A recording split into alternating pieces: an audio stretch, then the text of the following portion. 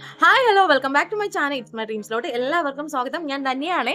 അപ്പോൾ ഇന്നത്തെ എൻ്റെ ഒരു വീഡിയോയിലോട്ട് എല്ലാവർക്കും സ്വാഗതം. എൻ്റെ ജീവിതത്തിൽ സംഭവിച്ചിട്ടുള്ള അല്ലെങ്കിൽ എൻ്റെ ജീവിതത്തിലും അല്ലെങ്കിൽ മറ്റുള്ള ഇത് കണ്ടുകൊണ്ടിരിക്കുന്ന ഒരുപാട് ജീവിതത്തിലേക്ക് സംഭവിച്ചിട്ടുള്ള ഒരു കാര്യമാണ് ഞാൻ ഇതിലോട്ട് കൊണ്ടുവരുന്നത്.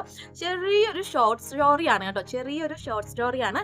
എന്നെ കൊണ്ടാവുന്ന രീതിയിൽ ഇത് എഡിറ്റ് ചെയ്ത് ഞാൻ ഇട്ടിട്ടുണ്ട്. അപ്പോൾ ഇതിൻ്റെ ഒരു വീഡിയോ കണ്ട് നിങ്ങളെല്ലാവരും നിങ്ങൾക്ക് ഇഷ്ടപ്പെട്ടുവെങ്കിൽ ലൈക്ക് അടിക്കാനും കമൻറ്റ് ചെയ്യാനും കൂടെ ഹൈപ്പ് ചെയ്യാനും മറക്കരുത്. അപ്പോൾ നമുക്ക് പോയി ഒന്ന് കണ്ടിട്ട് വന്നാലോ? വാ.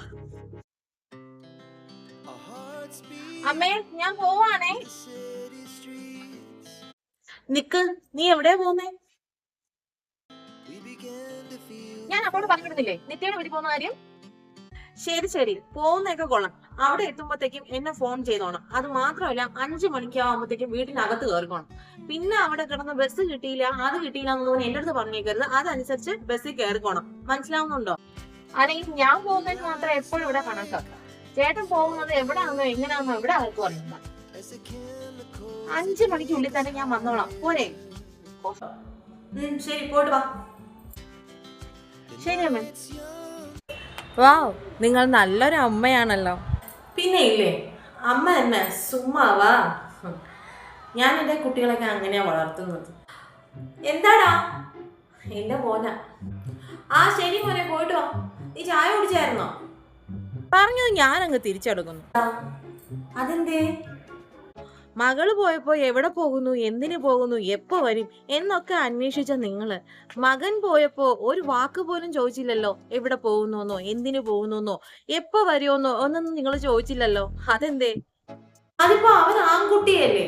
ആൺകുട്ടികളും പെൺകുട്ടികളും തമ്മിൽ ഒരുപാട് വ്യത്യാസമില്ലേ? ആൺകുട്ടികളെ പിടിച്ചു വെക്കേണ്ട കാര്യമല്ലോ. അതുപോലെയാണോ പെൺകുട്ടികൾ? അതുകൊണ്ടെന്താ? പെൺകുട്ടിയായാലും ആൺകുട്ടിയായാലും മക്കൾ എവിടെ പോകുന്നു, എന്തിനു പോകുന്നു എന്നൊക്കെ അറിഞ്ഞിരിക്കേണ്ടത് ഒരു പാരന്റ്സിന്റെ കടമയല്ലേ?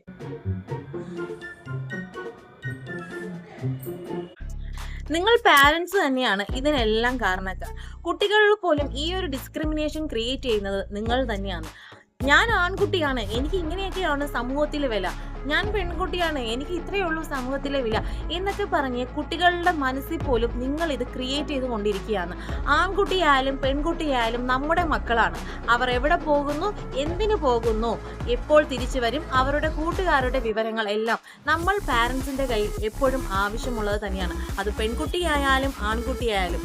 ഇന്ന് പല പല ചതിക്കുഴികളിൽ നമ്മുടെ കുട്ടികൾ വന്ന് വീഴുന്നതിന്റെ പ്രധാനപ്പെട്ട കാര്യം ഇതൊരു കാര്യമാണ്.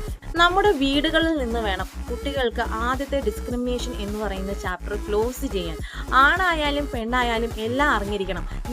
നീ ആൺകുട്ടിയാണ്, നീയാണ് വീട്ടിലെ ബാധ്യതകൾ മുഴുവൻ ഏറ്റെടുക്കേണ്ടത് എന്ന് പറയുന്നത് എത്രമാത്രം മോശമായ കാര്യമാണ്. ഇല്ല, ആൺകുട്ടികൾക്ക് മാത്രമൊന്നുമല്ല അതിന്റെ ഉത്തരവാദിത്തം, എല്ലാവർക്കുമുണ്ട്. ആൺകുട്ടികൾ എന്താണ്, കഴുതകളാണോ വീട്ടിലെ ഭാരം ഫുള്ളും ചുമക്കാനായിട്ട്?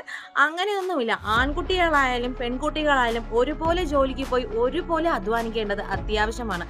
അവനവന്റെ കാര്യങ്ങൾ സ്വന്തമായി നോക്കാനും സ്വന്തം കാലിൽ നിൽക്കാനും ആൺകുട്ടികളെ പോലെ തന്നെ പെൺകുട്ടികൾക്കും അത്യാവശ്യം വേണ്ടതാണ്. അതിൽ പെൺകുട്ടികൾക്കോ ആൺകുട്ടികളെന്നോ എന്നൊരു വ്യത്യാസമൊന്നുമില്ല. ഇനിയെങ്കിലും വീട്ടിലുള്ള ഈ ഒരു ഡിസ്ക്രിമിനേഷൻ ആദ്യം ഒഴിവാക്കൂ. കാലം ഇത്രയും വളർന്നു കഴിഞ്ഞു, ടെക്നോളജി ഇത്രയും വളർന്നു കഴിഞ്ഞു. ഇന്ന് ഏത് ഓഫീസിൽ ചെന്നാലും എവിടെ ചെന്നാലും പെൺകുട്ടികൾക്ക് സ്ഥാനം കൊടുത്തു കഴിഞ്ഞിരിക്കുന്നു. എന്നിട്ടും നിങ്ങൾ മാത്രം എന്താണ് ഇനിയും? നിങ്ങൾക്ക് എന്തേ ബസ് കിട്ടിയില്ലേ? അത് പിന്നെ അത് ശരിയാ ടീച്ചർ പറയുന്നത്. ആൺകുട്ടികളായാലും പെൺകുട്ടികളായാലും നമ്മൾ തന്നെയാ അവരുടെ കാര്യങ്ങളൊക്കെ നോക്കണം. എന്നാലും ആഹാ, ശരിക്കും ഇതല്ലേ പണ്ടുള്ളവർ പറയുന്നത്, പട്ടിയുടെ വാല് എത്ര പ്രാവശ്യം കുഴലിട്ടാലും, അതായത് പട്ടിയുടെ വാല് 12 പ്രാവശ്യം കുഴലിട്ടാലും അത് വളങ്ങിയിരിക്കുള്ളൂ എന്ന്. നമ്മുടെ കേരളം എത്ര സാക്ഷരത വഹിച്ചു എന്ന് പറഞ്ഞിട്ടും കാര്യമൊന്നുമില്ല, എത്ര ടെക്നോളജി പുരോഗമിച്ചു എന്ന് പറഞ്ഞിട്ടും കാര്യമില്ല. ചില ആൾക്കാർ എപ്പോഴും ഇങ്ങനെ തന്നെയായിരിക്കും. അപ്പോൾ ഇതിന്റെ സെക്കൻഡ് പാർട്ടുമായിട്ട് ഞാൻ വീണ്ടും വരുന്നതായിരിക്കും. എൻ്റെ ഈ ഒരു വീഡിയോ നിങ്ങൾക്ക് ഇഷ്ടപ്പെട്ടാൽ ലൈക്ക് ചെയ്യാനും കമന്റ് ചെയ്യാനും കൂടെ ഹൈപ്പ് ചെയ്യാനും മറക്കരുത്.